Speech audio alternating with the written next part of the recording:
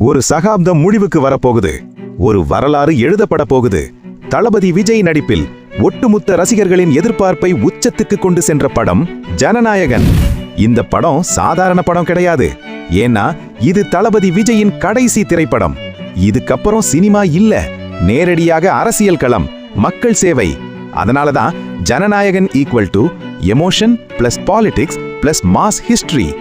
உலகம் முழுவதும் ஜனவரி 9 திரையரங்குகள் தளபதி பெயரில் ஆதிரப்போகுது. இப்பவே வெளிநாடுகளில் முன்பதிவு ஆரம்பித்து ரூபாய் 5 கோடி ரூபாய்க்கும் மேல் டிக்கெட் புக்கிங். ரிலீஸ் முன்னாடியே வசூல் வேட்டை ஆரம்பம். இதோட மட்டும் இல்ல, ஜனநாயகன் இசை வெளியீட்டு விழா மலேசியாவில் மிக பிரம்மாண்டமாக நடக்க தயாராகுது. ஆனா இங்கதான் ஒரு ட்விஸ்ட். என்னன்னா, இந்த விழாவில் அரசியல் பேசக்கூடாது, கொடி கொண்டு வர அனுமதி இல்லை என்று மலேசிய காவல்துறை தெரிவித்துள்ளதாக ஒரு பிரபல பத்திரிகையாளர் தகவல் வெளியிட்டுள்ளார். இதுக்கப்புறம் என்ன நடக்கும்? ஜனநாயகன் ஹைப் இன்னும் ஏறும், விஜய் பெயர் இன்னும் பெருசா பேசப்படும். உங்கள் கருத்து என்ன?